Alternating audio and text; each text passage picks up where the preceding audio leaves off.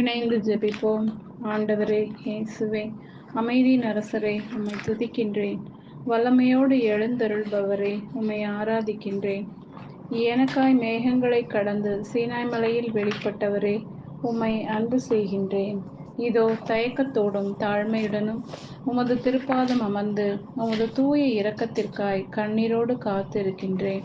இயேசுவே, சுமை சுமந்து சோர்ந்திருப்போரே, எல்லோரும் என்னிடம் வாருங்கள், உங்களுக்கு ஆறுதல் தருவேன் என்று வாக்கு தந்தவரே, இதோ உலகை தாங்கியுள்ள இந்த கொள்ளை நோயின் பாதிப்பால் நம்பிக்கை இழந்து கவலைகளாலும் சோர்வுகளாலும் மனபாரங்களால் வந்திருக்கும் என்னை கருணையுடன் பாரும்.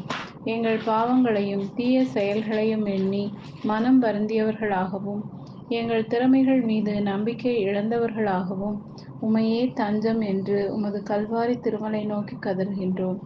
உமது பிள்ளைகளாய் மனம் மாறி மனம் திரும்பி உமது நியமங்கள் திருவுளங்களில் ஆசை வைத்தவர்களாய் உம்மிடம் வந்துள்ளோம்.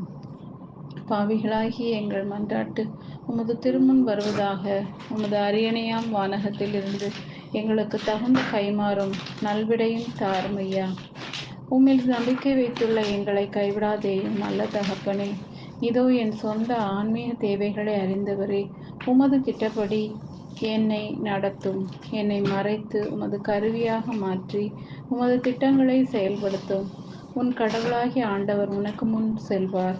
உன்னை விட்டு விலக மாட்டார். உன்னை கைவிடவும் மாட்டார். திகையாதே, துணிவுடன் அஞ்சாமல் உன் வாழ்வை நீ கடந்து செல் என்று உமது ஊழியன் மோசே வழியாக இஸ்ரேல் மக்களுக்கு வழங்கிய ஆசீரை இன்றைய நாளில் எங்களுக்கு தந்தருள வேண்டும் என்று உமது பரிசுத்த திருக்குமாரன் இயேசுவின் தூய நாமத்தில் ஜெபிக்கிறேன்.